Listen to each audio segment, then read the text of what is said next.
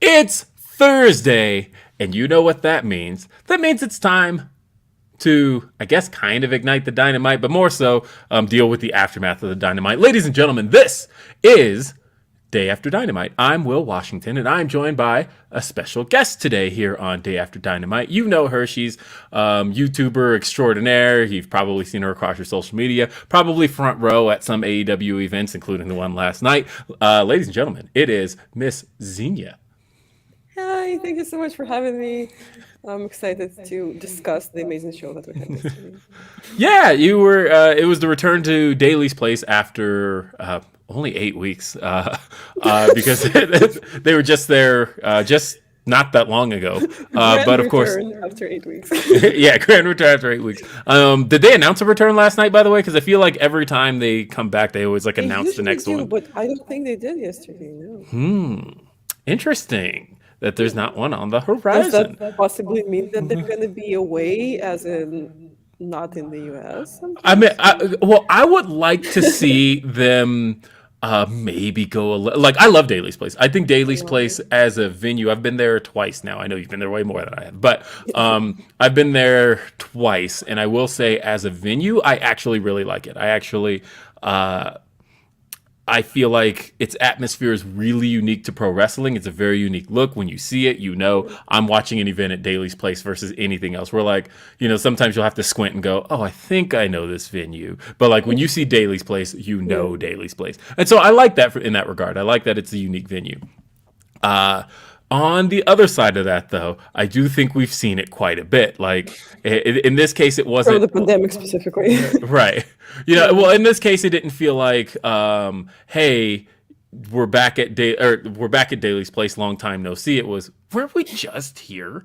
I And feel like they do switch it up quite a lot. They move the hard cam quite a lot, and they actually changed the ramp side setup a little bit. So as someone who is there in real life, I do feel like it gets switched up quite a bit, and it doesn't become an eyesore. But I don't know. Maybe people are a little bit bored of it at this point.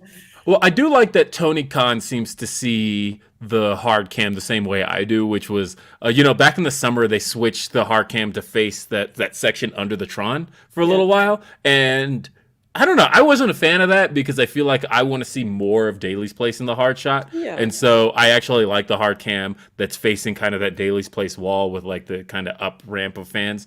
I don't know. And it felt like they went back to that when they came back in December, and then of course they were here or at Daly's Place last night, and then we saw that change as well.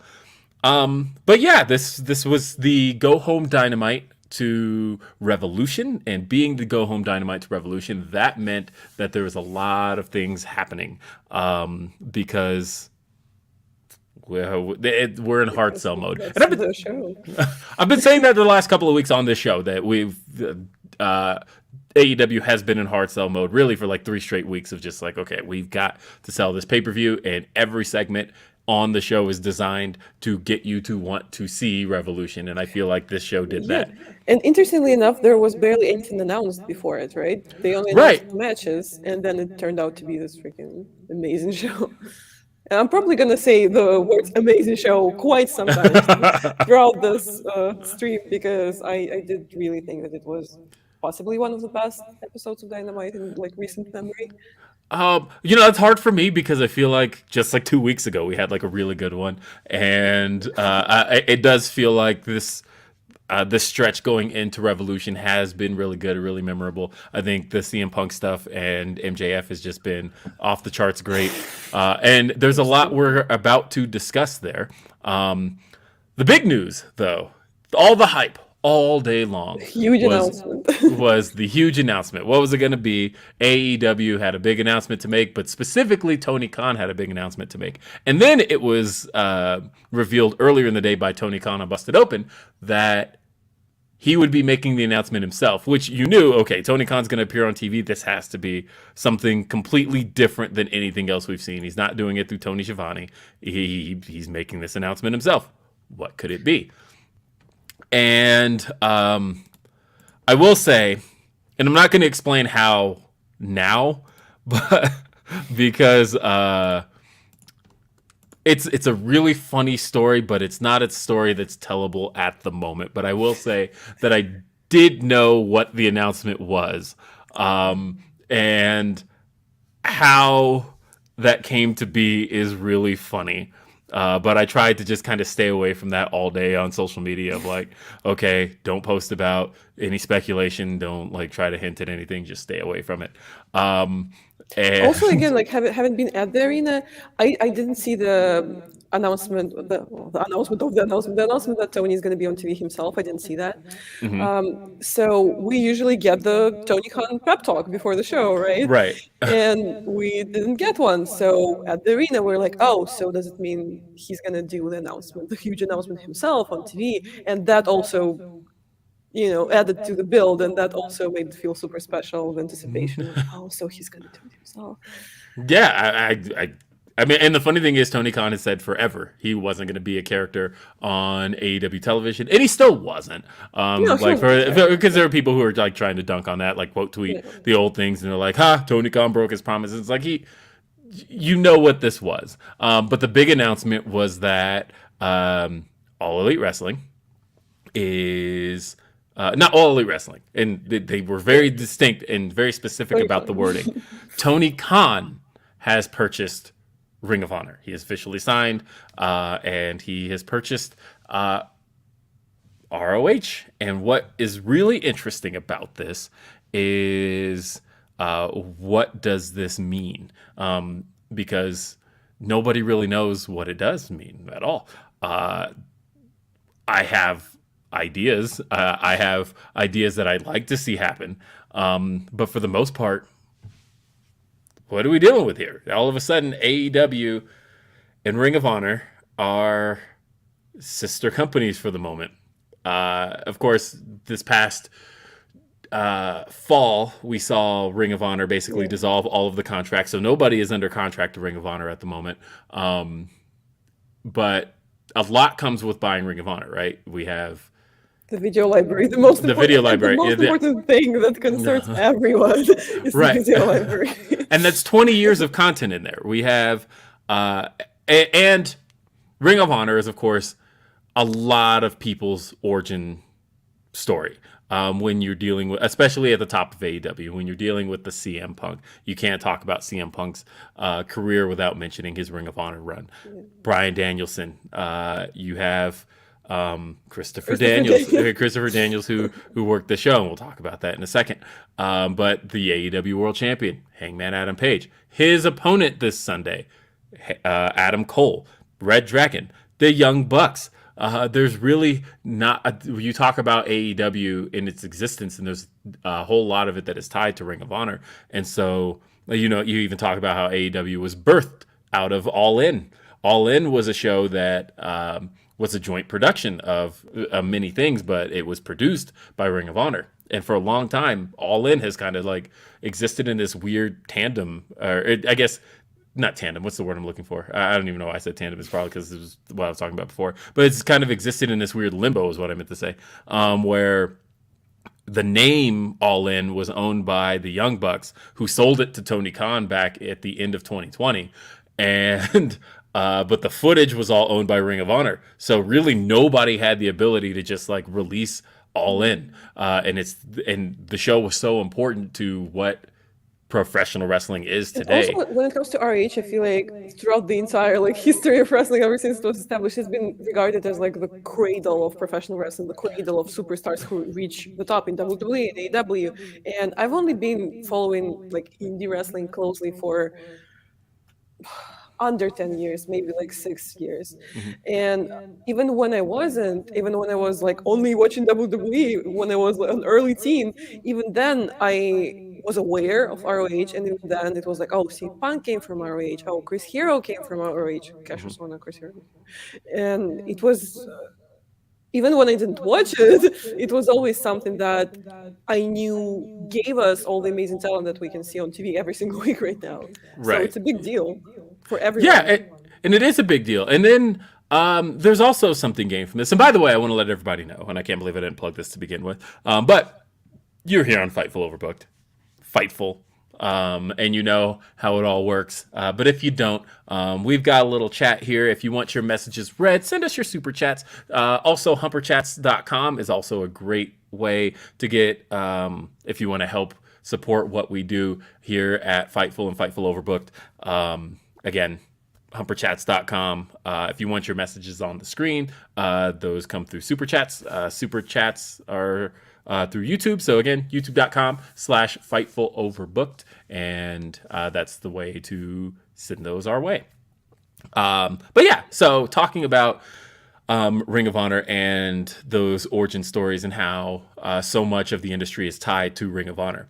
In that sense, there is something gained by Tony here, right? Because all of a sudden now, you can continue that pipeline in the way that you can tell the story that, hey, you have Bryan Danielson because of Ring of Honor. You have Hangman Adam Page because of Ring of Honor. The current world champion came because of Ring of Honor. And now Ring of Honor has a direct pipeline to AEW. So we can now continue the idea of Ring of Honor operating as a developmental brand for like an official capacity for AEW, where they can start signing indie talent, not even necessarily signing, just bringing in having dates for indie talent. Because it's interesting because I saw like the day before that the announcement that Ninja Mac is going to be at an ROH show in Texas, and I was like, does that mean that technically he finally is going to work a match for Tony Khan? Yes, yeah, exactly, and then of course, yeah, there's also. Jonathan Gresham has been backstage at a lot of recent AEW events. And by I say a lot, but the answer is really two. That's a lot. But I guess relatively. If someone who is not signed to be backstage. So there's that as well. And he's, of course, the original ROH champion at the moment. So there's a lot that can go down this way. But thinking about it from a developmental standpoint, because a lot of people have kind of asked the question, if Ring of Honor is the developmental, what does that mean for Dark and Elevation? And I'm like, you kind of have to look at those differently. And I had said to somebody earlier, I was like, kind of look at it through a 2002 lens. And if you're looking at it through a 2002 lens, I kind of compare it to like WWE having Velocity and Heat, and that's how I look at Dark and Elevation. But then they also had OVW, which operated entirely independently, but it was a developmental system for WWE, and that's how they ended up getting John Cena and Randy Orton and Batista and Brock Lesnar and that whole class of wrestlers. And so I think that's how ROH can kind of work, where it works independently. It has its own championships, has its own storylines. Everything works independently. On occasion, you send down an AEW guy. And then on occasion, bring a Ring of Honor guy to Elevation to have them work a crowd like in an arena, to have them feel out how it goes. And then I feel like at that point, you can very much have you have a much more cohesive system. In a way that AEW really hasn't had. They've had the Nightmare Factory kind of working. Obviously, it's independent in itself, but they've had that kind of feeding wrestlers into it. But to have Ring of Honor, which has more of a presence across, especially in the Northeast, brand of a history of everything. And honestly, I don't really see Dark and Elevation as developmental. I really wouldn't put it in that category. And I see it more like when WWE had, or still has, I'm not sure, like superstars during like main events and like Saturday Morning Slam. But it's just a more open-minded way to approach it, because ultimately the purpose of Dark and Elevation is to feed into the records, feed into the win-loss records, and it does its job perfectly. And honestly, I think I've been to more tapings than I've watched it on the internet. And I love those. They're so much fun, and it's also a cool way to connect with fans more. And I really do feel like it's just a more, again, open-minded way to approach it, where it doesn't necessarily have to be within the confines of the company, and it doesn't necessarily have to damage someone else's records to add to someone's record, and it doesn't necessarily have to create this weird power dynamic within the company. Because, say, Cesar Bononi, who I think is great, I really admire this performer, and he was squashed by Wardlow on Dynamite. And if you were to look at Dynamite in a vacuum, it would pretty much look like, oh yeah, he's a jobber or whatever you like to call those people. Like, oh, he doesn't get any wins on Dynamite. He's this, he's that. But we know that on Dark and on Elevation, he's had some longer matches. He had some wins, and it's not just someone that you bring in to get devoured by Wardlow. It's a wrestler with his own record, with his own history, with his own streaks, with his own he's a part of a faction. He's also part of a new tag team that they're trying to introduce, and it just gives the product so much more depth, while also featuring people who might appear once or might appear twice or might really get over with the fans, like Sky Blue did, for example. Yeah, And might be good featured example. more, or like Kylie King did, for example, which I'm baffled she's not signed yet. Kylie King, I feel, is a freaking amazing performer who needs more eyes on her. So I really don't see it as developmental. I see it as one of those like utility shows, but with a better, more profound, more creative-minded approach, which honestly only tells me good things about AEW and the way that they handle their win-loss records. Which, again, not to sidetrack too much, but initially I wasn't like on board with the win-loss records because they do complicate Really? things a lot, and I am more of a entertainment than sports-based type of person. And that's why I say I don't follow like New Japan way too closely. Like I do try to keep track, but I don't watch it consistently. Because I do feel like it almost creates like a trap in a way, where I feel like wrestling being more of an art than a sport, it does leave opportunity for the like ex machina type of things. You know, someone was like losing this whole time, and suddenly. So I'm kind of the other way around, because I think that one of the things I've liked about the win-loss records more than anything else, and one of the things I liked about liked about them from the beginning, was using it to kind of hold, essentially it kind of holds Tony Khan as a booker accountable. Because, I'm not the type of person to like when somebody who hasn't necessarily been on much of a hot streak suddenly gets a title match, can just come in and decide they get a world title match, or hasn't even a title match. I mean it in a way that suddenly like finds like a new spurt, or like finds a new but see, I feel like the win-loss records can also help that, right? Because you can see in real time how somebody is going from, say, 0-5 to all of a sudden you look up and now they're 1-5, 2-5, 3-5, 4-5, 5-5, and all of a sudden, and again, there's a sense of accountability to me, to where I know that, for example, I used to play Extreme Warfare Revenge a lot. My favorite game to play. I just loved, and I'm pretty sure Tony Khan also spent a lot of his time playing it too, and now he gets to play it in real life. But just the idea of getting to be a booker and keeping track of who's doing what, and it was easy in playing a game about being a booker. It was easy to lose track of what you were even doing, because shows would go by and then all of a sudden you weren't using people and things like that, and then they'd start complaining at you. But one of the fun things you could do was just kind of mentally keep track of, okay, this person's won this many matches, and now I've kind of set them up to become world champion, or I've set them up to even challenge the world champion. And I like that the win-loss records, to me, just kind of put that out there in front of the fans. Says that, hey, this person is on track to doing it. And I don't know, I am a big fan of them, because I feel like it is a different approach to pro wrestling that hasn't really been done in the past. And I don't know, I like it. I will say this. Now they've definitely grown on me, I'll say that. Tony Khan last night.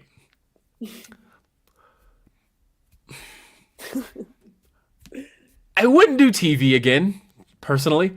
Or at least if I were Tony Khan, I maybe wouldn't put myself out there like that again.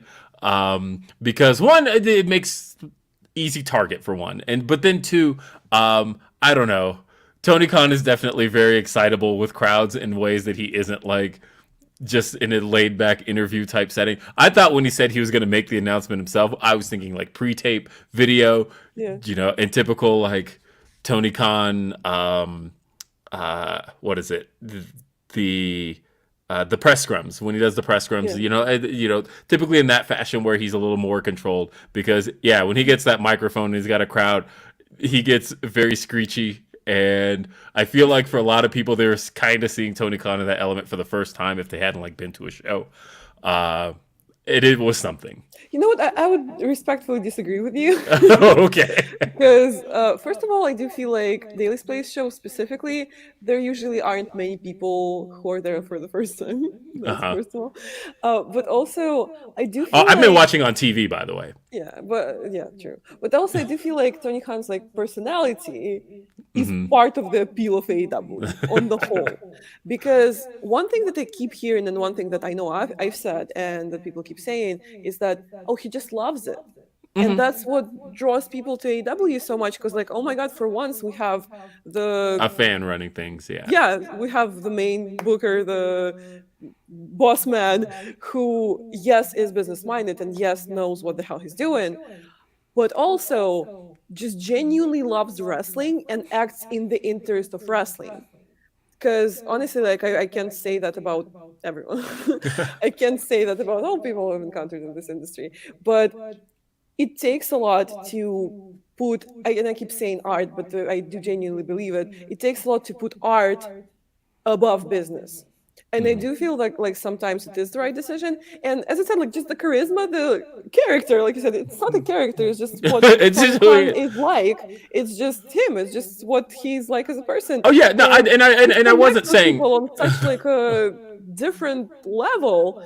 And all the selfies after the shows and the pep talks before the shows, he's just so involved and people love him so much. And if he was this calm, collected, serious person, all of a sudden it wouldn't be the same. Yeah, I suppose that's true. I don't know. Like I said, I feel like there's like two different modes of Tony. There's Tony that's like I said, does the press scrums, does all of that, and you really like hear his geekery just kind of come out. And then there's Tony that's like out there for the fans. And again, I've been at many AEW shows. I've seen that Tony a million times. But like I said, I feel like there's a TV audience that maybe hadn't seen that Tony yet and was kind of seeing it for the first time last night. But either way, one of the things that his announcement led into, and actually I want to read this super chat, and it's from Van Twin Blade. It says, I think Gresham was at AEW last week to talk about not only the buyout, but to help run ROH as Tony's man. I disagree with that. And the reason is because I talked to a lot of people. Very few knew what was going on. Very few. To the point of where like there was a lot of speculation going on, but really very few people actually knew what was going on, to the point of where even people on the show that I had talked to, where I was like, okay, this is what I think is happening. And they were like, wait, really? Huh. That'd be pretty cool if that was happening. And I was right. But it was like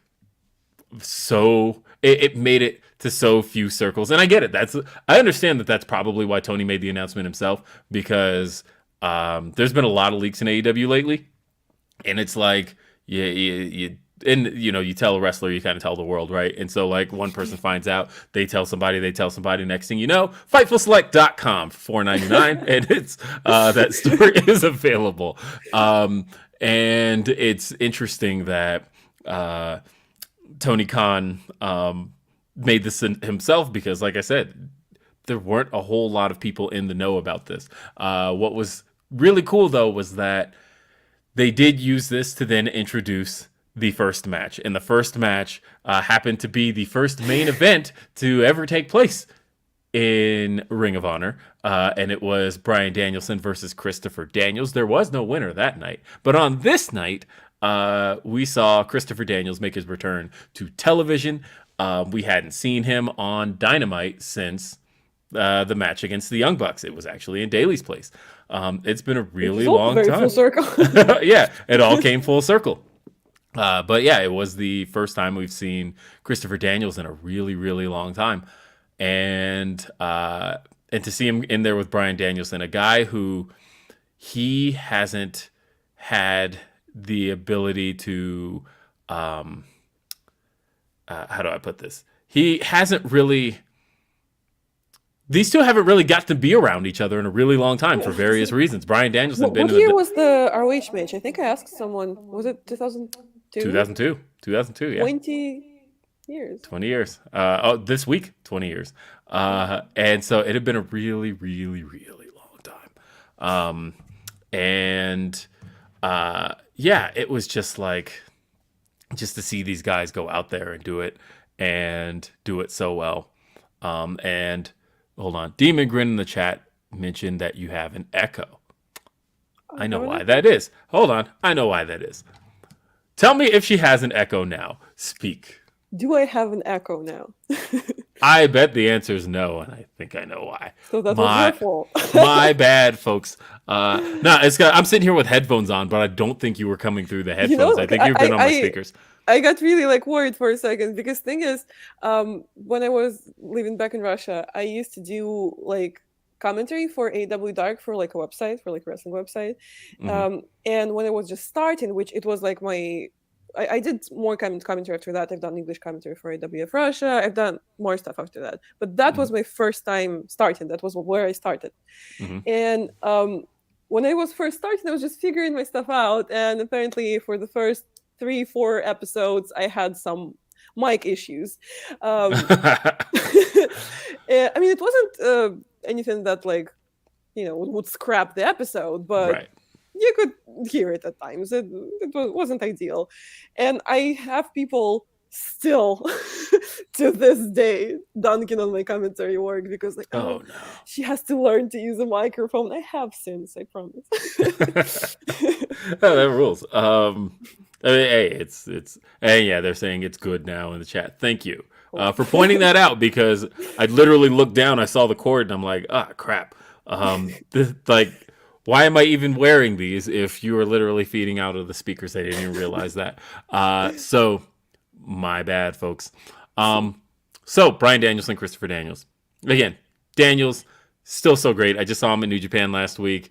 And, I mean, this guy... in the first wrestling, Full Gear Weekend. Nice. Yeah, this guy is, he's still going. He's still great. He's 51, and he's still... This level of athleticism at 51 is insane. And him and Bryan went out there, and it was short, but it was what it needed to be, which was Bryan basically, again, selling his violence level for Revolution coming up this Sunday. Another super full circle thing, which I obviously wasn't following ROH in 2002, because I was 4 years old, but from what I know, so how Bryan said after the match that in ROH they would start every match with a handshake and end every match with a handshake. Yes. As far as I'm concerned, Christopher Daniels didn't do that. He was against that. He wouldn't shake hands in ROH. Right. So that handshake of death after the match was also very, very full circle and very cool. That's right. Bryan grabbed the mic though, and he noted that in Ring of Honor, we would always begin every match with a handshake and end with a handshake. And he grabbed Christopher Daniels' hand and then said, "But this is an ROH. This is AEW. This is AEW." And I'm gonna kick some heads in. And he stomps Christopher Daniels' head, calls out Moxley. Moxley makes his way through the crowd and lets everybody know that he is ready for Bryan Danielson. He sees what Danielson's all about, and they start to.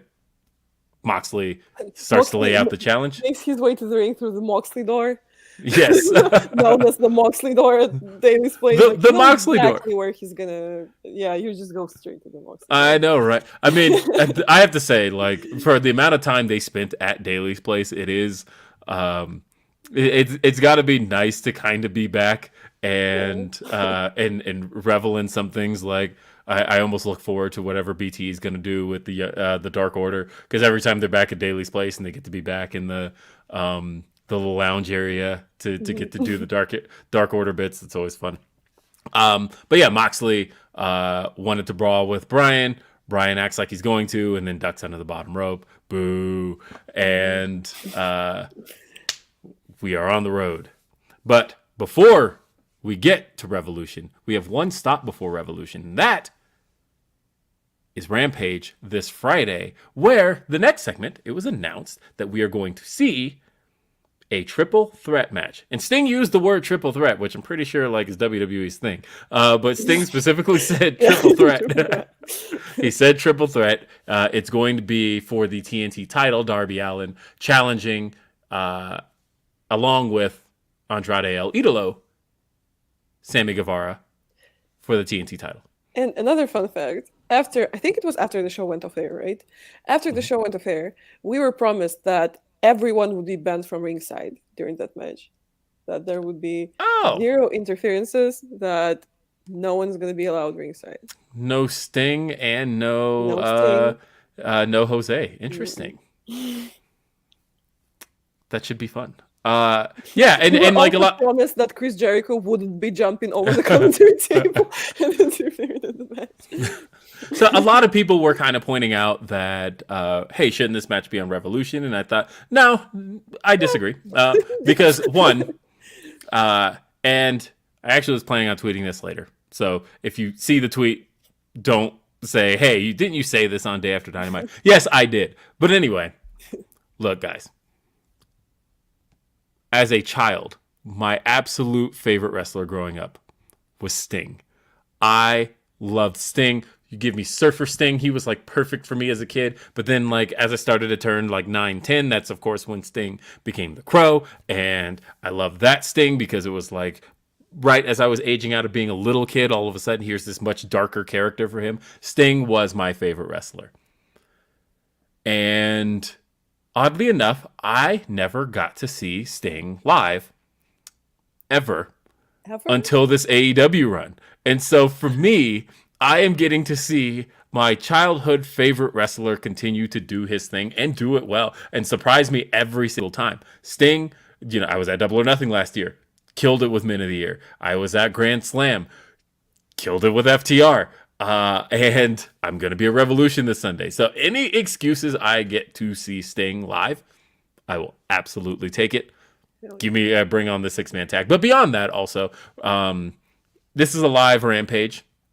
You got to sell some tickets. Give them a title match. And because when Rampage is a standalone show, it's usually like people tend to skip it. People tend to not be too compelled to come because like, oh, it's just, 1 hour of television and like there's not much going on. So for sure, yeah, sell those tickets. Mostly when it's a go home though, I notice, because when it is just a live Rampage, just like in the middle of a month, that's not tied to a pay-per-view or anything, those tend to do pretty well. Like they had that one in St. Louis back in November. They did one in Washington, D.C. just like January.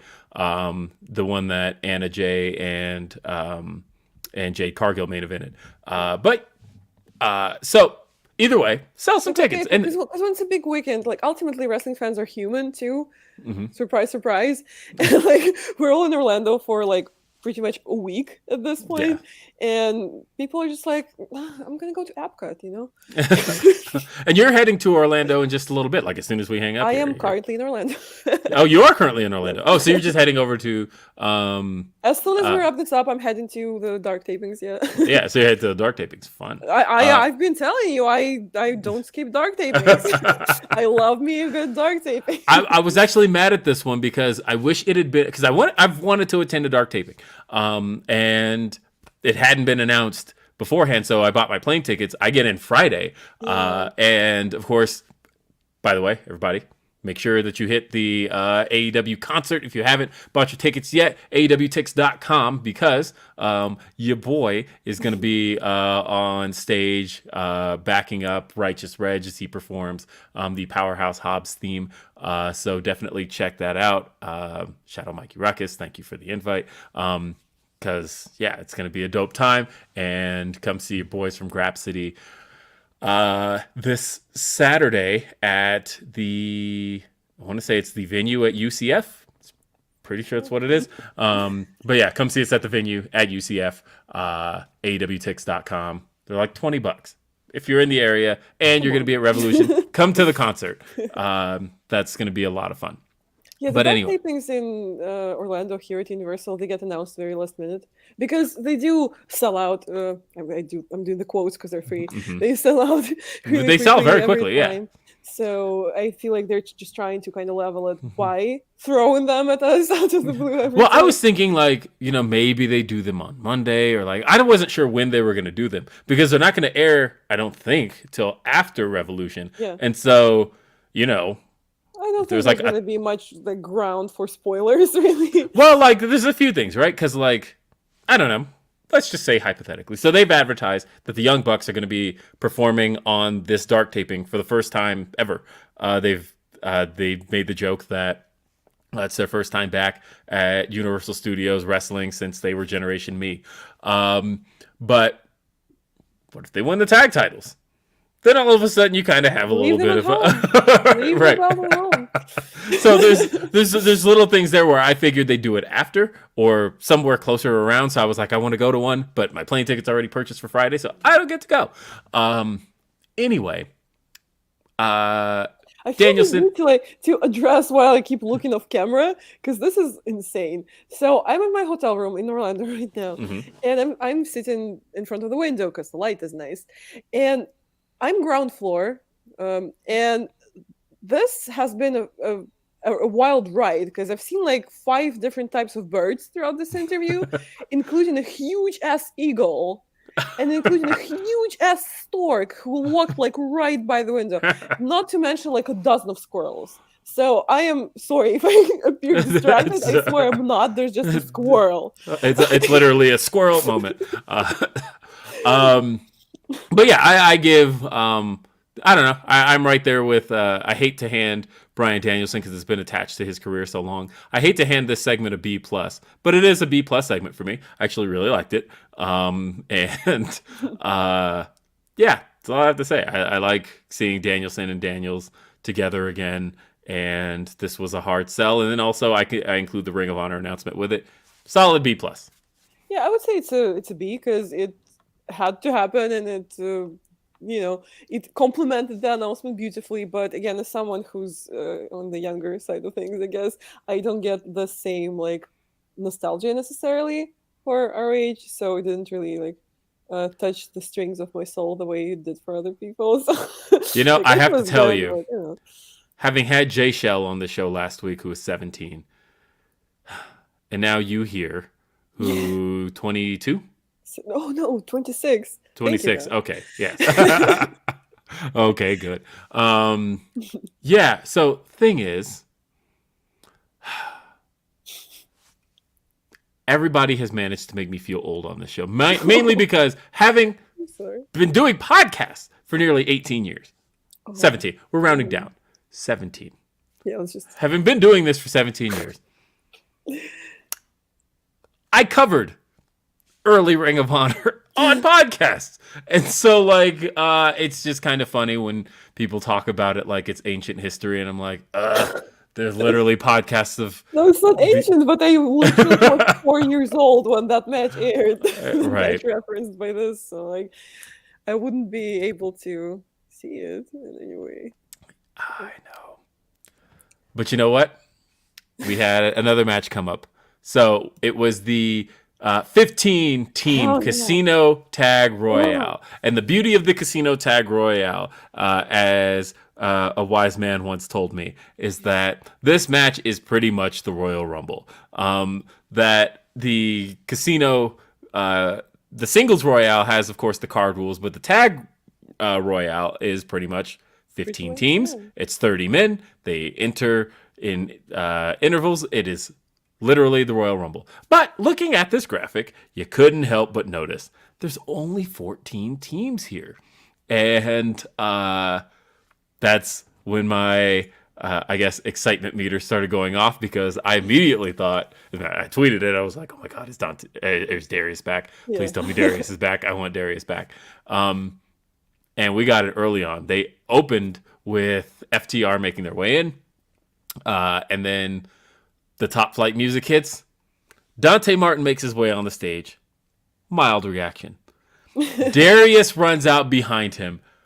Daily's Place loses it. You see people behind him just stand up of like, oh my God. I was so happy for Darius to have gotten that reaction. I don't know. Being in the building, what was that like?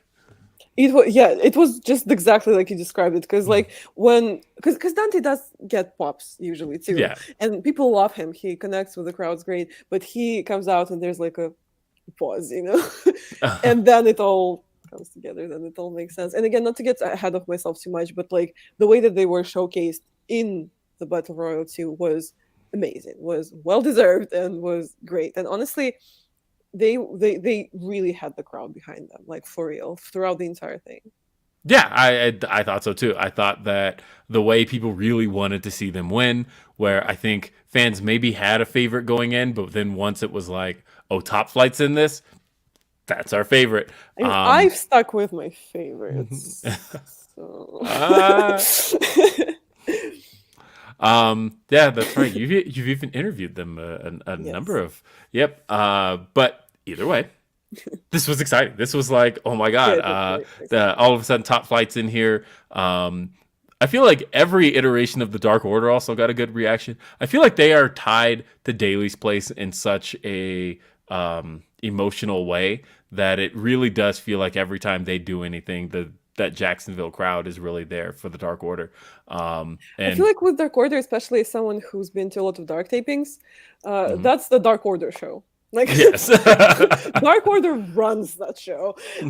And not in a bad way, but I feel like the regulars have this reaction to Dark Order, like when you see like your neighbor walking out of the house at the same time as you are. Like, oh, hey, Jim. Like, I'm not going to cheer for Jim, but I'm pretty damn happy to see Jim.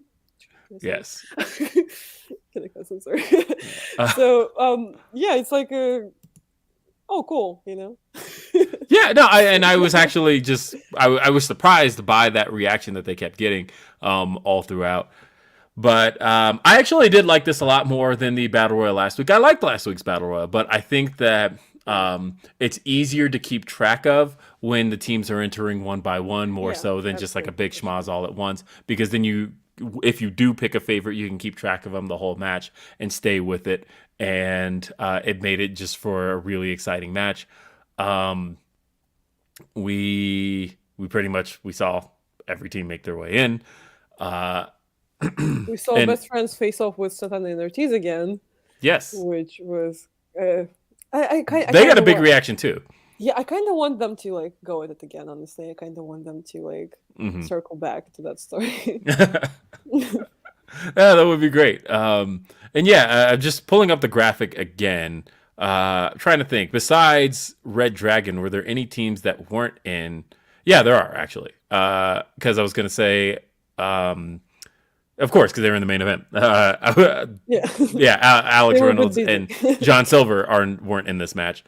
So there's two teams missing from last week's, and then obviously all the other teams added in. And there was also the Max Caster cut a rap.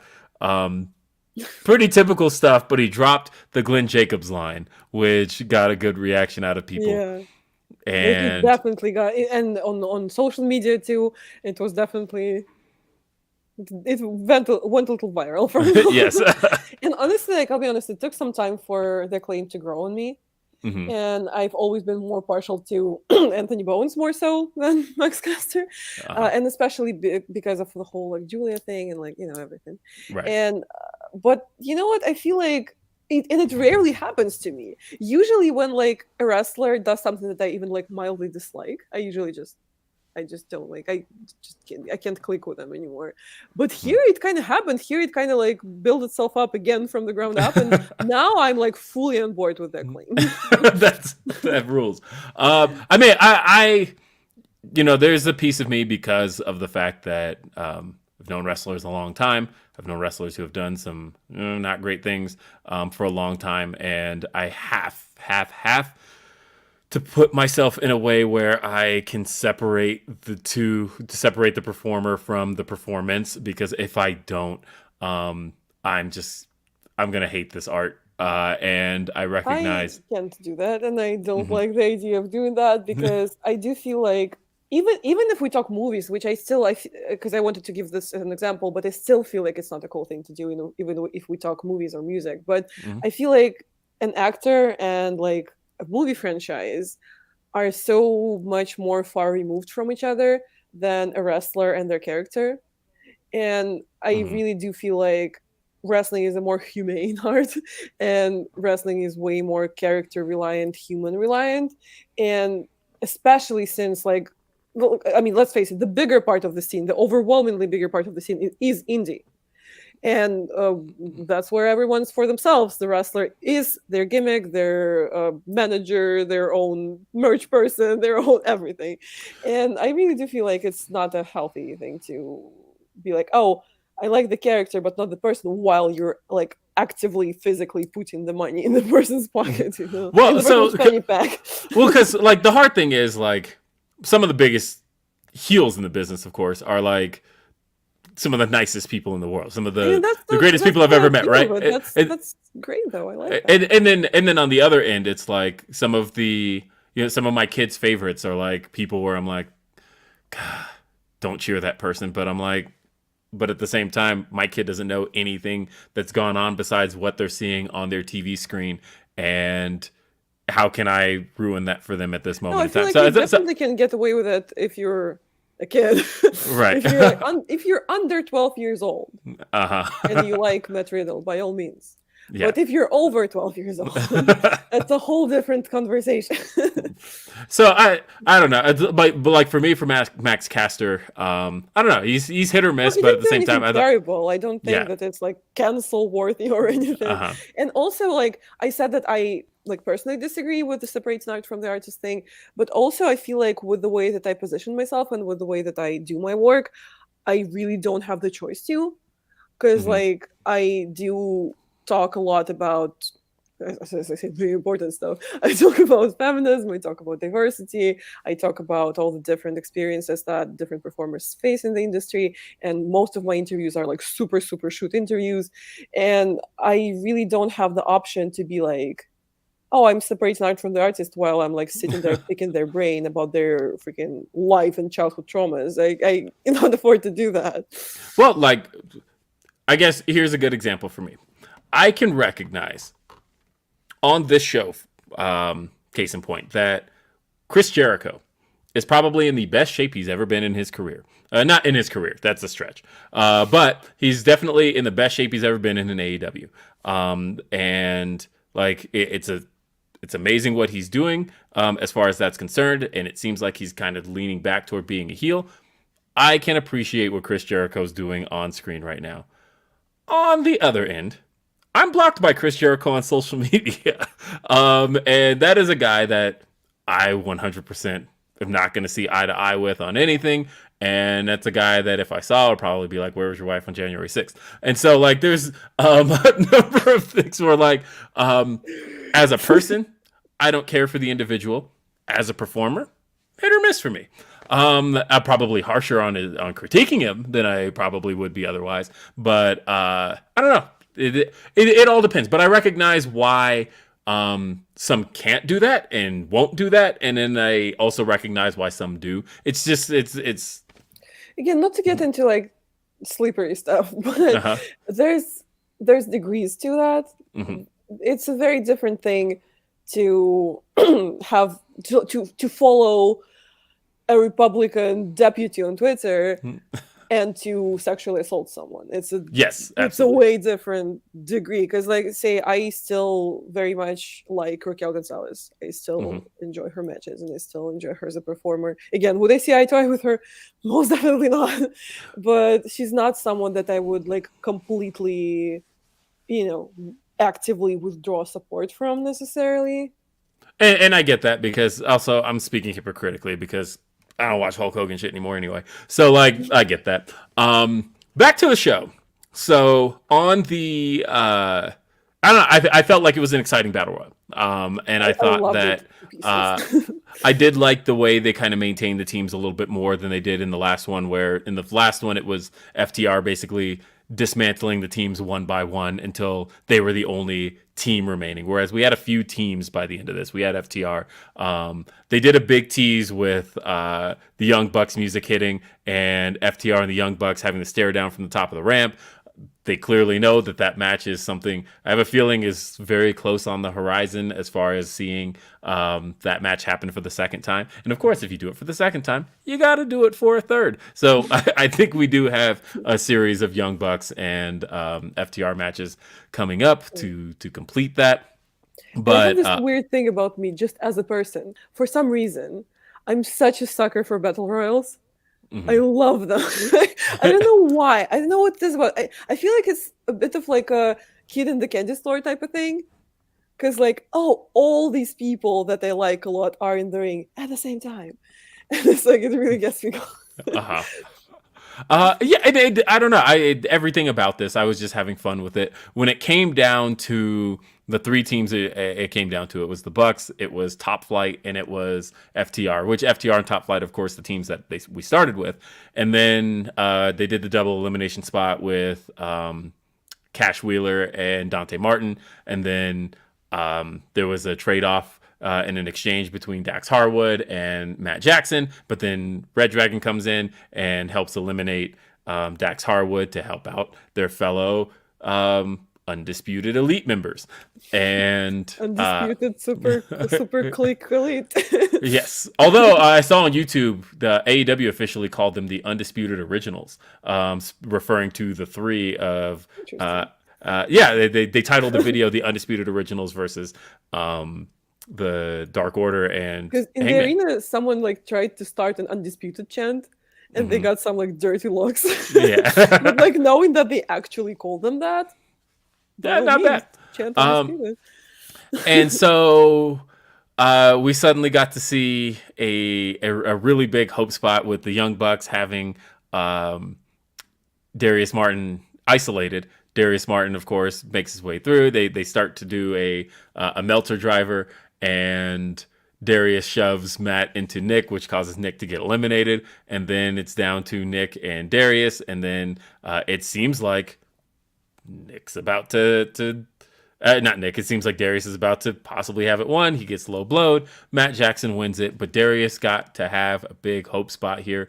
I've seen criticisms, and it's not to say I disagree with them, that Darius looked a little bit lost out there. This is a guy who hasn't wrestled in a year. Yeah. This is a guy who's 22. And this is a guy who also was working a crowd like that for the first time.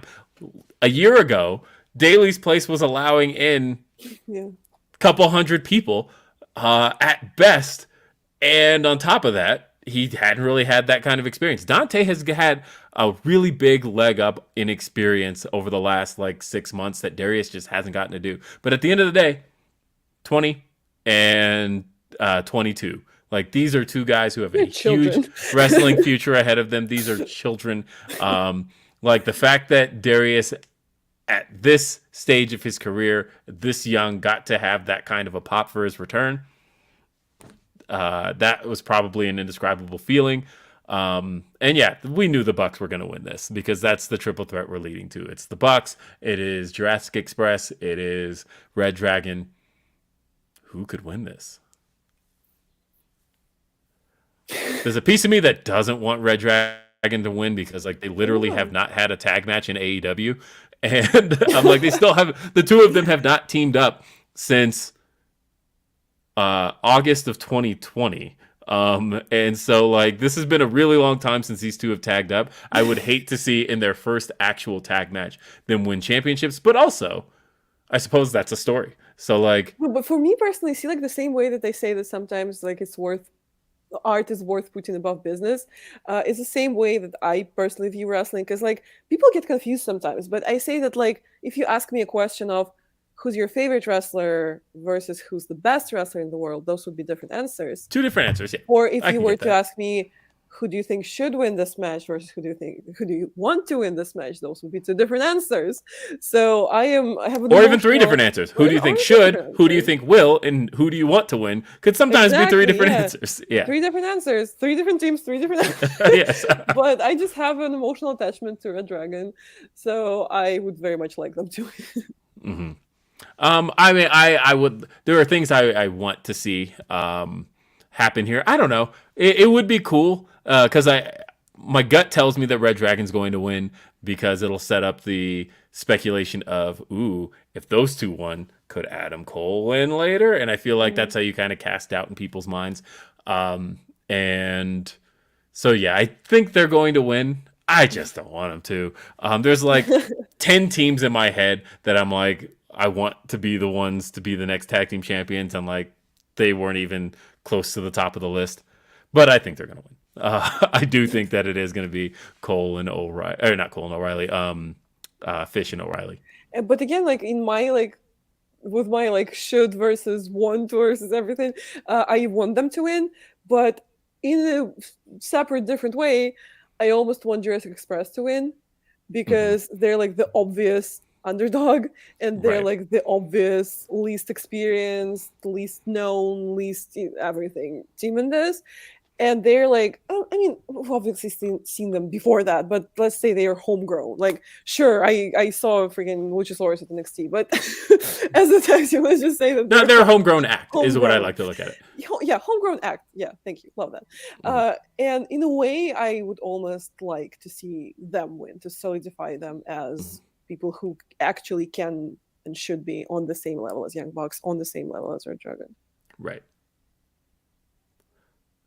I give this an A. I actually, mainly because I was, I had a lot of fun with this. I liked how much Top Flight got to show out. Total A. I had fun with this entire Battle Royal. Yeah, I have nothing to complain about here. I loved it. I enjoyed it immensely. But speaking of stuff I enjoyed, so CM Punk makes his way to the ring. Dude, like, again, not to get ahead of anything, but when I say that for like maybe 70% of the segment I was screaming, I mean it literally. Just like standing there, just like screaming. Well, Punk did not know what to say here, because what do you even say after what MJF had to say last week? And again, sorry to interrupt you, but I tweeted about that too, because for like about a week or two now, I've been complaining about the Punk and MJF segments because first of all, I am a huge fan of both of those performers. I think they're both incredible. But I feel like they've done like so many promos. I feel like they've said everything that there's to be said. They've done everything there's to be done. And at one point, I'm just on my couch like, please wrestle. Like, can you, like, this is a wrestling show, sir? Like, this is a Wendy's. And I was literally like tweeting about how I am like tired of those segments. I want the match already. They're like stretching it out for way too long. And then they come in and show this freaking masterpiece of a segment that's like, I was saying that this like might be my favorite wrestling segment in this past maybe like 5, 6, 7 years. Yeah, well, so I guess I was starting to feel the way you did. And I think had they not broken it up with the match in Chicago, I think that helped a lot for me, because it was like, okay, they not only did a match, but they went 40 minutes. Like, I got more wrestling out of them than I've gotten out of most feuds in one match. And so on that front, I felt like, okay, we broke it up, and then they did the tag match the week later. And then, so I feel like things since then have kind of picked up a lot more. And then last week and this week, solid stuff. CM Punk, of course, talked about a few things. He mentioned that he talked about a famous picture that went around the internet, which was him and Steve Austin. So cool, yeah, and how Steve Austin, as he said, lesser men said, took his ball and went home. That thought, ooh, only 3 people were famous for saying the line, took his ball and went home, and that was The Rock, Vince McMahon, and Triple H. And I'm like, okay, he probably wasn't talking about The Rock, but he was definitely talking about the other 2. And yeah, he then, MJF made his way out. And again, I love the way that Punk is not afraid of his own history as a performer. Yes. And talks so much about it. And he mentioned little things to MJF about how, like, I know you looked up to me, but like, I poured alcohol down an alcoholic's throat. I mocked a drug addict. He's talking about Jeff Hardy. Yeah. And Yeah, and then and And he I've mentioned, also tweeted that throughout the show that I really like how he like recognizes his like pre-AW past, hmm because I feel like one of the things that a lot of people have a problem with WWE over, including me, is that they would do a storyline and then they expect you to just forget it. Then and they not just expect you that. to act like it's never happened. Yeah, the WWE is really big on retconning their own history in that like just stuff just didn't happen or in a lot of ways is like after a certain amount of time kayfabe storylines are no longer kayfabe. Like it always just bugs me that Edge and Christian are just no longer brothers. Like the how do you Yeah, just just like, oh, how do you never just like mind. drop that out of the blue? And how people drop accents and like, Yeah, stuff and it's like like that. little things, or like they were like Randy Orton and Edge were like close friends, but I'm like, no, literally like 8 years ago he stabbed you in the back. What are you talking about? But like after a while, certain things that happen on screen like are just no longer kayfabe, and so like I like that about CM Punk, how he was talking about how I poured what were supposed to be the ashes of Paul Bearer on the Undertaker. Like I wasn't a good person, and And it really makes it so much more believable, because like we like to talk about the realm of believability so much, mhm. but it does make it more real. It does make it more human. A human can be a bad person and acknowledge that and be like, oh, I did all those horrible things, when a person in real life does something, well, not something like that. No one's gonna pour ashes on the Undertaker in real life, but Right. something along those lines. It's rarely that, oh, whatever, never mind. It's either the person remains evil, or the person learns from it and the person recognizes it as a part of their past and a part of their character and a part of something that contributed to the person that they are today.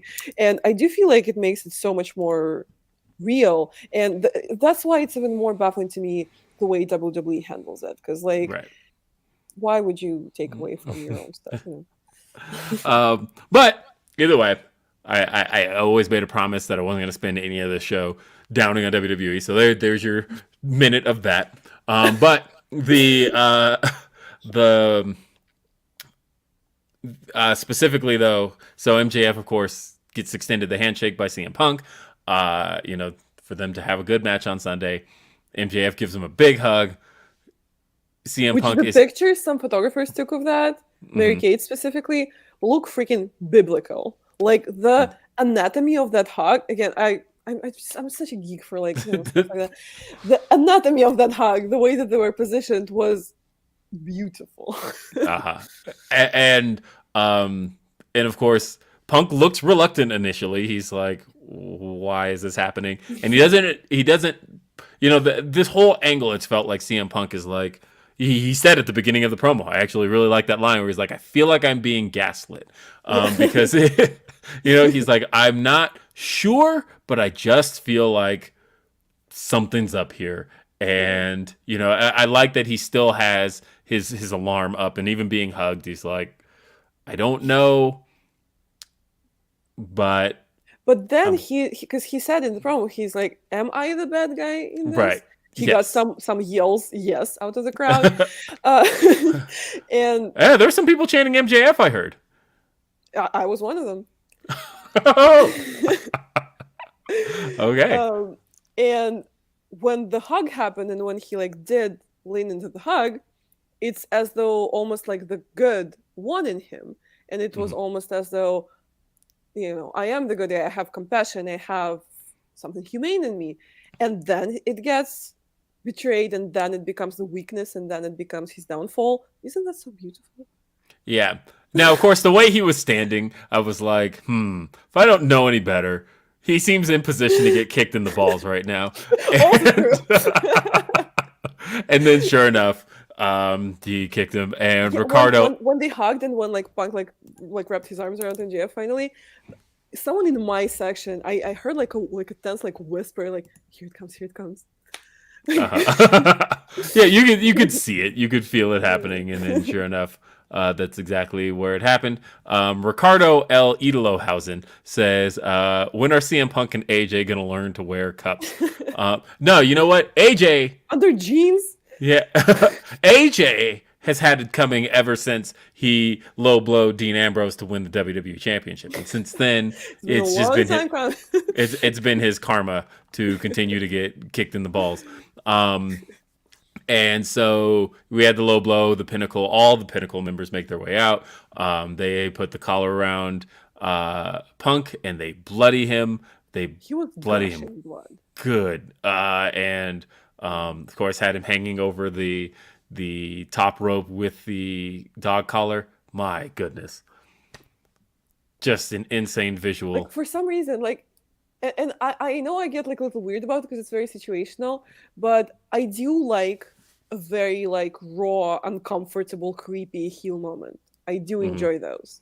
And for some reason, like the strangling stuff like really makes me feel uncomfortable, like borderline to where I wouldn't like it. But this one was fine. But also it's like, as I said, very situational, because like I did at one point kind of dunk on Schlack for using a plastic bag, but I also appreciate Charles Mason a lot, who uses plastic bags a lot. Right. It's like there's a difference between uncomfortable and uncomfortable. That was uncomfortable in a good way. Oh, totally agree. Yeah, this was a total knocked it out of the park. Another A. I had a lot of fun. An S that I've learned. I've learned of the existence of an S today. Yes, this is an S tier for you. Yeah, I there are very few things I would take away from this, and that's why I'm still sticking with an A. This hasn't quite hit an S tier for me, but it was. It was great. I had a lot of fun. But what would it take for it to bring it to the S tier for you? I don't know. There's a little piece of me that is still like, come on, Punk, you should have known. But that's what I'm saying. That's the thing about humanity, and that's the thing about kindness. Because sometimes, even when you do know, even when you have experiences, you're still, if you're a good person, quote unquote, you're still in the back of your mind, you're like, but what if this is for real? But what if I can give him a chance? But what if, I do feel like it's realistic. It is at the same time, like, MJF has stabbed multiple people in the back now. Like, this is not a guy. But also, Kevin Owens has stabbed a lot of people in the back. It's almost like a running joke. Oh, like whenever nobody should be falling for Kevin Owens' shit anymore. Like, someone is his best friend. Like, don't expect anything good out of that. Yeah, and he's still likable. And it's still like, oh yeah, cool. He's nice again. I would really feel bad for the next person that falls for Kevin Owens. Like, at this point, like I Seth feel Rollins, like I would love it. Kind of, I guess, going off on a little bit of a Raw tangent. I would love it if the moment Seth or Kevin Owens goes to turn on Seth Rollins, and Seth Rollins like sees it coming and catches him, and is like, "No, dude. Like, I've seen this story play out before. Like like he's already like a step ahead of him because he knew." Yeah. Like, that to me would be the most realistic way to play that out. If literally Seth Rollins again falls for the same thing that Kevin Owens has pulled on the New Day, the thing he pulled on Sami Zayn, the thing he's pulled on Jericho, my brain will explode if somebody falls for that again. Not to go in a whole analysis now, but Seth Rollins, I still regard him as the Messiah, kind of, because it's still like the weird, like Joker-y kind of character is still very much the spiritual leader type of thing, which everyone was a fan of The Shield. We were teens, we were excited, everyone was a fan of The Shield. But I was in my 20s, but yes. But after The Shield, like, I really wasn't on board with Rollins for a bunch of different reasons. But the Messiah character really got me on board. Like, that was something that I really liked of Seth Rollins, and especially with Buddy Murphy, because Buddy Murphy is one of my absolute favorite wrestlers, like, ever. Buddy Matthews. And I really got invested into Seth Rollins, and I feel like this like spin that has been on this like insane genius type of thing, but like not really genius. Like, people from the outside see that he's just some weirdo, but he thinks he's all that. I feel like, again, in this like grandiose character that's so like self, absorbed, I feel like it would almost make sense for him to still fall for it and to be like, but I am the freaking Messiah. I'm not gonna get betrayed by Kevin Owens. Maybe. I guess part of it was that because I feel like just like a month ago, he was so a step ahead of Roman at so many different turns that Yeah, I feel like he probably absolutely. should see a lot of what Kevin Owens is doing coming. Because, like, also, he hit it to Kevin Owens like 2 years ago. And there's that too. Anyway, though, back Yeah, to back to Dynamite. And also, I really appreciated MJF dropping the old CM Punk line yeah. and telling him he's the devil, all that. All great stuff. I enjoyed it so much. There's I not a almost whole wish lot. because they dropped the shirt with the picture on Yeah, the merch website, and I yeah, Shop almost AEW. You wish could, and I almost wish they would have added the red like handprint. yes, that would have been dope. Would be so That would have been cool.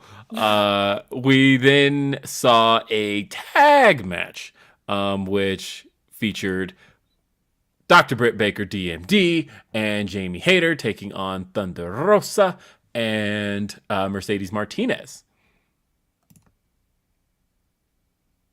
And we apparently don't have much to say about this match. it was good. Yeah. And you know, I like the exchanges between Rosa and Britt Baker, and it felt like they did just enough of it to make us want to see the match on Sunday. I was surprised by the finish that we just had Britt just straight up pinned by Thunder Rosa. That Yeah, has me and questioning like what's happening. we have been so like conditioned by WWE Uh that huh. it almost makes you think that like, oh, then she's losing the Right. pay-per-view. But Yeah. are I we still in the WWE realm of things? right. I Are we don't still know. doing this? I I don't know. genuinely have no clue, and I'm very much excited for this match. As Yeah, one of same. many I'm I looking feel forward to like seeing. honestly, like this match, I don't have much to say about it. Not because it like wasn't good; it was great, and I do feel like all four of those performers are amazing. But yeah, its purpose was to build for Mm-hmm. Revolution. So Yeah, I mean, there wasn't a whole lot to write home about. I suppose like I'm ready to move forward on more Britt and Jamie stuff, and I feel like that mhm. doesn't need the title. So for me, I'm ready to not see Britt with the belt anymore and start to see some heel opponents step up to Thunder Rosa. It's a lot I want to see here. So I don't know. This was a C plus for me. Like there wasn't much to it. I'd say like a B for me personally. Either way, I'm excited Yeah, for Rosa and Britt Baker 3. I suppose 2 if you don't count on the record the lights out the match. lights out. Yeah, And then your boy, Cesar Bononi, my boy. uh, he took on Wardlow. Did he really take on him much? No. He was power bombed 3 times. You know But what I that's really like though? I really like that we're not going the Ryback way with Wardlow, and I really like that he's still very much dominating larger opponents because yes. Bononi is way bigger than Wardlow, I and know. yeah, So he also faced Nick Camarado yeah, he did, last week as well on Rampage, and that was another one that and was like, he oh my looked god, just as dominant. yeah, And I even heard some one of my friends said, I can't remember who, they were like, I'm almost glad that like Wardlow isn't like 6'7", isn't like this huge freaking machine. I wouldn't say that I've given it much thought really, hmm but he really isn't like the giant type in any way. But it's almost like it's more about the charisma, and it's almost like it's more about the substance than it yeah, is about the sheer size. Because anyone can be a big guy. Amos can be a big guy. Not to shade Amos in any way, he's a great big guy. But anyone can be a big guy if you were born a big guy. But not anyone can throw Caesar Bononi around. well, and he did the way he hit the powerbomb symphony on him. But the real money of this segment was Sean Spears, I thought. And the way that Sean Spears goes for the chair shot, but then Wardlow Finally stops him from finally stealing stops his him. spotlight. Sean Spears steps up, kind of bucks up on Wardlow, and then Wardlow does, and Sean Spears, the look on his face, the like, we want to talk about wrestling as art. The art of him, the facial expression change, the way his eyes shifted, and the way he backed down to Yes. Wardlow was all picture perfect. It's so good, and the crowd got every single piece of that because the way that they reacted, as that was all unfolding, chef's kiss. Great stuff here. But also, I'll say one thing. I know that it works in the paradigm of the whole entire situation with Wardlow versus Pinnacle is tense and is brewing and is, uneasy. But I do feel like making the conflict of, oh my God, he hit some guy that I beat with a chair after the match, the middle piece of that conflict does seem a little far-fetched to me. Like, come on, like, talk about it backstage. Like, it's just be like, hey, dude, maybe don't whack them with chairs after I powerbomb them. I almost feel like the promo that we had last week, where Sean Spears, in like a very condescending way, tried to explain to Wardlow that your power bombs aren't getting over and that it's popular. I almost feel like if we were to start with that, that would make more sense. Because like, oh, he's being condescending. Oh, he's dismissing my signature move. He's trying to explain to me shit that they obviously know, and like, that would make way more sense to me personally. But it's like the whole chair. Come on. So what? So I really like the backstage segment though. So they get backstage, of course, and then the slap. Love. Spears, of course, apologizes for all that. MJF comes in and he promises Wardlow that, hey, if you win the Face of the Revolution match and you win the TNT title, I'll let you keep it. And he's like, of course, you're not going to win anyway. And then Wardlow's just because I'm too busy fighting your battles. And then he gets slapped. You know what would be, honestly, just a little cute detail to like really wrap up this Wardlow storyline? Wardlow, of course, signed with AEW in 2019, and I looked it up to see if it exists, and it does not. Because MJF did say that, you work for me. Yeah, you work for me. What I would like to see is Wardlow get the All Elite graphic in, 2022, as if, now he works for AEW. Now he no longer works for MJF. If when it breaks away, just to kind of do the announcement graphic to really play into the storyline of he's no longer at your mercy. He now works for AEW officially. He doesn't have an All Elite graphic. There isn't one for Wardlow. That's what I would like to see. That would be really cool, actually. Yeah, I agree. And also, another thing, again, about me personally and stuff that I like in wrestling, which this, hits all the right spots for me. Because I do love the mean, cowardly leader versus a good at heart big guy protege type of thing. Love it. Miz Alex Riley, Rollins Murphy, I love it. For some reason, that dynamic and that, oh yeah, I mean, this really was works for I me. think still told at its best with Batista and Hunter. It's a yeah, it's a great story. Oh yeah, that's it. I think that this is I'm still at a point where I'm really excited to see it break down, and I want to see how it breaks down. And I don't know how it does, but I'm ready for it. I am twice as excited because I feel like I almost feel like I was kind of a part of it a little bit because, well, not me personally, the Jacksonville crowd, I mean, because the first time I really ever heard people cheer and pop for Wardlow was dark tapings in Jacksonville before New Year's Smash. I feel like that was really the first time he really got the chance and the overwhelming reaction. And I messaged him after the show. I was like, oh, cool reaction. And he was like, yeah, I didn't even expect that. And I really feel like that was the shift when the crowd really got behind him. And now here we are in March. Fun things happening. But we had the main event. As I guess they're calling them, the Undisputed Originals. Adam Cole and Red Dragon versus Hangman Adam Page, John Silver, and Alex Reynolds. Also, now looking at this graphic, it doesn't really have capital letters, but I love how they still made the point to make the D and the R taller than... I know, right? I noticed that last night too on the main graphic. I noticed it on the Chiron. That they did that there too, and I thought, yeah, it's all caps, but somehow the DR is still bigger. Yeah, just to emphasize that this is what's happening here.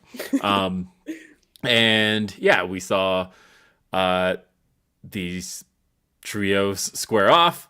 I didn't really see this going any other way because we Yeah. have one trio that's very established and another that's not working all that well together.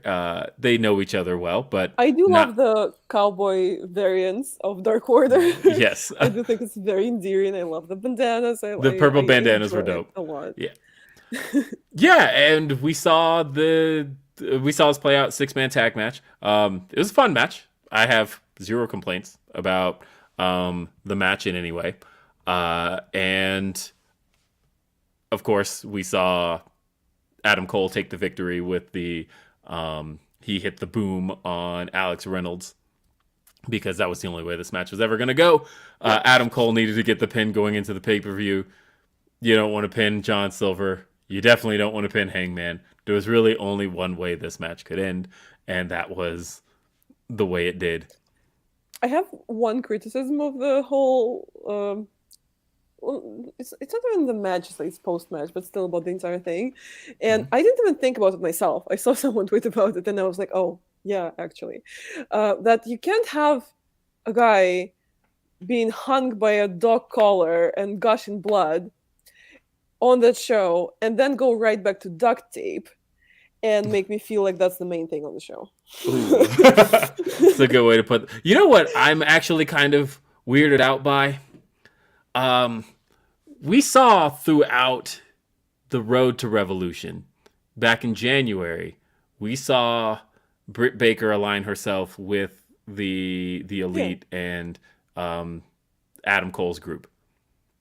And yet she has kind of trailed off the last couple of weeks. Yeah. And yet we're going into a pay-per-view where very possibly, at least story-wise, we could see Britt Baker and Adam Cole walk out as champs. And I feel like there isn't like a story to that at all. Yeah, I feel like we're not being sold that. Yeah, we're not being sold on the possibility Yeah. of these two being the champs together. And I would like to see that. And I'm kind of surprised that we haven't gone there at all. Honestly, I would like to see that too. But also, I just feel like, for some reason, I have no idea why. Maybe like just the build like really like didn't convince me necessarily. But I really cannot envision Adam Cole as a champion right now. Oh no, not at I all. really cannot. Like no way. No way, not a chance. But at least this go home angle was kind of designed to get them there a little bit, and that was, of course, Adam Cole. So they duct taped Hangman to the top rope, and then basically beat the hell out of him, beat the hell out of And it's Silver. interesting that she said that like one trio is very cohesive and very established and they're working great together, and the other is like not here, not there. But also going into the title match, I feel like those dynamics almost played an opposite role, because it's almost like for Adam Cole, like his entire power and his entire significance is Red Dragon and is the Elite. Mhm. But for Hangman, he's perfectly independent, and Dark Order are just his buddies. We're just gonna have his back, if anything, you know. Yeah, I'm curious to see where this goes. Also, one thing I'm curious about. By the way, I give this one a B. It was solid. It was a fine match, and on top of that, I thought the post match did the hard sell the way it needed to. I'm not sold on the idea of Adam Cole becoming champion, but I am at least sold on, hey, this will be a fun match and a good main event. Just and for also, the duct tape, I would say B minus. yeah. And also, hey, Graham's talked about the slap to Wardlow. He said that was an A+ slap, like slap of the year. Good slap. Good slap. And we have a pay-per-view coming up this Sunday. And what's crazy here is, if I'm not mistaken, and I have to actually check this to be accurate, there's 11 matches. I don't think AEW's had that many matches lined up for a pay-per-view ever. And I'd have to verify that to be 100% certain. But this card is different in a lot of ways. The first way being that, 11 matches. Also, no Kenny Omega. No. Also, For the first time, right? Is it the first pay-per-view without Kenny without Omega. Kenny Omega? Oh my god! First pay-per-view without Kenny. First pay-per-view I'm attending where I don't get to hear Battle Cry. Shocker. I don't even think that's going to feel right for the amount I've been to. Not getting to hear Battle Cry is not even going to feel right. And yeah, just up and down the card, though. The other thing, it's a big difference. 3 women's matches. All 3 of the matches they've been building to actually all made it onto the card. I figured one of them was going to end up on Rampage, but no, just looking at the card, we have 11 matches. There's Hook versus QT Marshall. I didn't think that was actually going to make it, but that's on the buy-in. Also on the buy-in. I'm sold on this match. Yeah, me too. Again, not to bash the Factory specifically. I think they're great. I genuinely like them. But most of the time, just the role that they have on the show is very much the supporting role, and their matches a lot of the times have been the bathroom break matches, because I make a point to never walk out during the obvious bathroom break matches that are obvious for other people, because I don't want to be that person, So for me, the Factory was always the bathroom break. But this match and this feud, I'm so sold on, and I feel like it was a great way to make Rampage the Hook show, and to have him be the main draw for Rampage. And even I've been to episodes of Rampage where he didn't wrestle, and even then people chant for him, and Tony would just bring him out onto the ramp and have to do the patent wave and just go backstage, and people like that. So the bag of chips, with the bag of chips and the backpack. It is very much the Hook show, and that gave it air and that gave it space for this feud to develop the way that it wouldn't have on Dynamite. And that made it that really highlighted it, and I'm actually excited for the match. I am too. We also have Chris Statlander versus legit Layla Hirsch, which again is one that's been kind of wild. Yeah, a wild build. And to the point of where I could see Layla getting some cheers. Who's the bad guy? Right. As a Russian, I'm asking you, who's the bad guy? And then we have Jade Cargill defending the TBS title against Ty Conti. Probably going to be the shortest match on the show. But at the same time, who knows? Jade Cargill's been surprising. Because another thing that I keep saying about AEW is that one thing that I love about Dynamite, that I love about Rampage, is that Tony, or other people who also help book the show, have an amazing sense of pace. Just absolutely incredible. The way the show watches, the way the show flows is impeccable. And that does involve a mix of shorter matches, longer matches, more intense matches, more slow-paced matches. And that Jade Cargill match is going to do its job perfectly. Yeah, it'll do its job. And TBS title being defended for the first time on a pay-per-view. And then you have the Andrade, Isaiah Cassidy, and Matt Hardy taking on Darby Allin, Sammy Guevara, and Sting. I'm very, very interested in this match. Like I said, I love Sting. And there's a lot I want to see out of this match. And it's a 6-man tornado tag. I'm also a big fan of tornado tag matches. We don't get a whole lot of them. Yeah. So, but then we got the 3-way for the tag titles: Jurassic Express, Red Dragon, and the Young Bucks.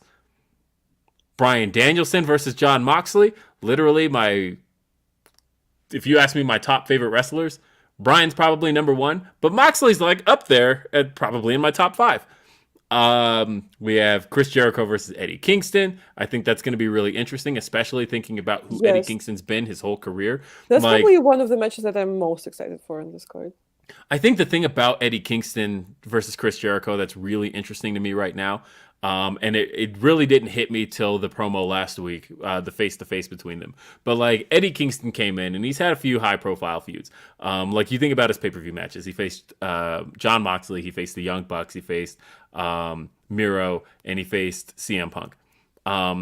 And the Miro feud, it probably doesn't fall into this category, but it wasn't all that personal. But when we look at the CM Punk, the Young Bucks, Jon Moxley, you look at the feuds that Eddie Kingston has had, and they all kind of tie back to Eddie Kingston's indie presence. Whether it's, that's the Young Bucks were very much indie talents. Jon Moxley was where Eddie Kingston, or the indies is where he got to know Jon Moxley. And CM Punk, of course, they had their indie story there. But this is really the first time for me that we're getting to see Eddie Kingston going against somebody who really has no indie background whatsoever. Chris Jericho is not an indie guy. Chris Jericho, he's a world-renowned guy. He's a world-traveled guy. In a way, we still kind of had Eddie Kingston's background involved in this feud, because the promo where Jericho mentioned that, like, oh, I've never heard about you, even though he's following the indies, which is like, I feel like this line is designed to be a lie. Like, it's designed to be inaccurate, where, like, if you follow the indies, like, you would know about but that to me is it's almost like a jab at that specifically. But that to me, I think, makes the story work, because it does feel like, it does, yeah, for sure. As far as who Chris Jericho has been for the last 30 years of his career, why would he have really been following who Eddie Kingston was or know who Eddie Kingston was? At least that character on screen. And so the fact, I even felt it in their promo, where I felt like Chris Jericho was very much talking like a superstar, whereas Eddie talks very much like a person. And I felt like the way they were coming at each other just felt like two people from two completely different wrestling backgrounds. Yeah. And so that's what I find very interesting about this, is these two finally coming head to head as guys from different backgrounds. I like it, and I'm really interested in seeing where this goes. We also have the Face of the Revolution ladder match with one spot still to be determined. It's going to be Keith Lee, Orange Cassidy, Powerhouse Hobbs, Ricky Starks, Wardlow, and either Christian Cage or Ethan Page, and we'll find out on Rampage. And this one I'm also pumped for. Yeah. It's going to be really good. Because who the hell could win this? I don't know. And then, of course, you still have Scorpio Sky's title shot lingering up there, which they said he's going to get his shot before the winner of the Face of the Revolution. When will that be? I don't know. And then women's world title on the line. We have Dr. Britt Baker, DMD, defending the title against Thunder Rosa. I still feel like this is Thunder Rosa's night. I just do. I feel it. It's not to say that, look, all right, I'm just going to put this out there. Totally for personal reasons, Fightful universe.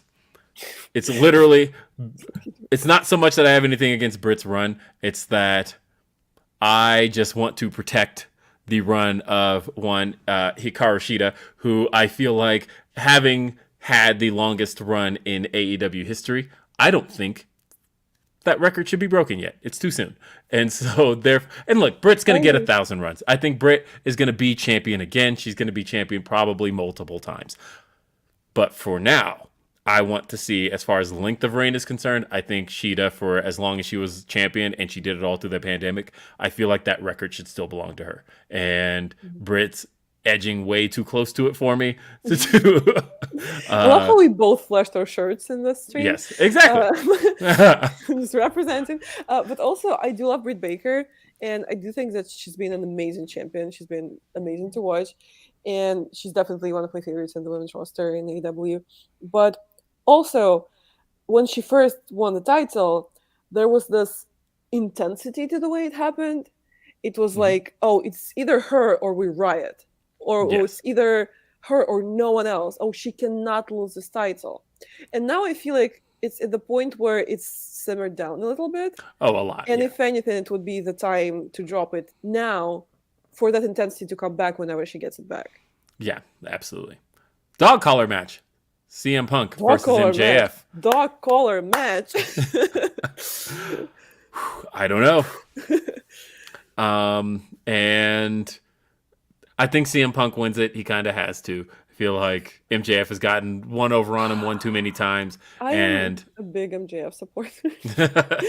And I am a big supporter of protecting MJF, because I do feel like that he's the biggest homegrown talent, homegrown axe, if you will.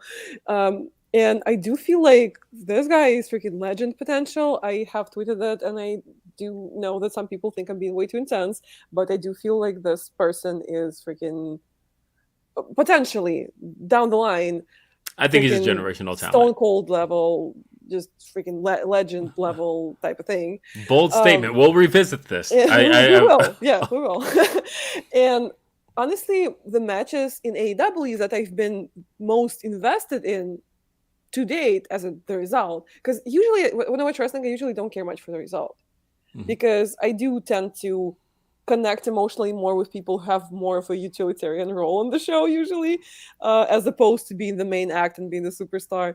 But with MJF specifically, I really want him to stay protected, and I really, really want him to keep his clean streaks, and stuff like that. So like one of the matches that I was the most invested in was when he faced a Daily's Place, I think, actually, a Daily's Place, when he faced Sammy Guevara, because I was just so like hellbound on MJF winning it. I think I was like the most emotional I've been at a wrestling match since Miz won the WWE title just recently.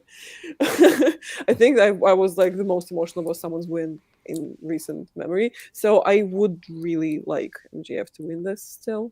Do I think he will win? No, I'm not sure. Probably not. But I do want him to win. Yeah, I don't know if he does, but I'd like to see it. I don't know. I wouldn't. Actually, no. Look, actually, Punk's gotten one too many. He's been one up to one too many times. I feel like this has to be Punk's time. Maybe, just maybe. And then main event, AEW World Title on the line. Is it the main event though? Yes. Are we sure? Positive. Actually, and the reason I'm positive is because I was on the media call last night with Tony Khan, and I actually asked the question, "What's the main event?" And it was that easy, people. You could just ask. Yeah, no. So for those who listened to the media call, that was me who asked. I asked if it was going to be Britt and Rosa, mainly because they main evented last time, and I feel like neither title match has gotten a whole lot of build, so you could put either in that slot. But he did specifically say it is going to be Hangman and Adam Cole. So I kind of wanted the dog collar to main event, but okay. Yes. So we do at least know that the world title match is going to be the main event. I think Adam Page probably wins it. Yeah. Probably. It's not time for Cole yet. It could be down the road. I don't see it happening right now. Yeah. Agreed. But that is Revolution happening this Sunday. I'll be there. I'm leaving tomorrow. There. You'll be there. You're in Orlando right now. Are you going to Rampage tomorrow? Yes, absolutely. I am, of course. Yes. Figured you would. And yeah, I'll be around all weekend. So if you're out there, folks, come say hi. Yeah, say hi. Take selfies. Say whatever you say on the internet to my face if you want to. I'm fine with that. Yeah, I suppose I'd ask for that too, but at the same time, yeah, let's not do that. Also, one more super chat. Graham B says the 3 matches on Revolution that I'm most stoked for are non-title. Suck it, WWE. Okay. Yes, please come out to the music show though. I think that's going to be a lot of fun. And just talking to Mikey Ruckus and talking to Montezi and just getting songs prepared. And I literally was just holding a microphone earlier today, just like practicing in the mirror. I am so excited for all of this. This is going to be a blast. If you are in the area, come to the concert. Especially if you're at FanFest. It's literally right there. Just walk. $20. And yeah, that's it. I will see everybody on Grapsity this Saturday, live from Orlando, where I'll be hosting Grapsity. That'll be noon Eastern, 9 a.m. Pacific, youtube.com/Fightful. Xenia, plugs. I have a YouTube channel. XeniaDidThat. Subscribe. There are interviews coming up. As always, there are a lot of new interviews coming up. I am XeniaDidThat on every platform. On Twitter, I usually live tweet shows. I am running a giveaway right now. This Revolution weekend, I'm giving away some AEW figures on my Twitter at XeniaDidThat. So go participate. My Instagram is more lifestyle-ish, but there's still a lot of wrestling on there. And if you want to see my everyday shenanigans, that's where you find them. Merch on Pro Wrestling Tees and on Wrestling Tees UK. Just search up XeniaDidThat. Buy merch. It's cute. It doesn't look like a wrestling shirt. And yeah, if you're already subscribed, thank you and I love you.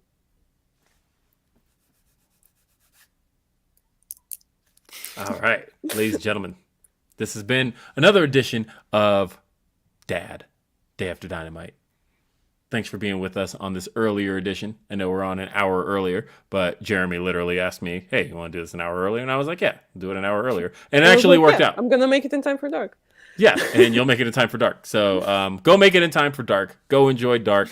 Or what are they calling it? It says Revolution Bonus Event is what they're officially calling it, because the stars is in the building and their hands to the ceiling. All right. That's it. We'll see you next time. Have a great day. Peace.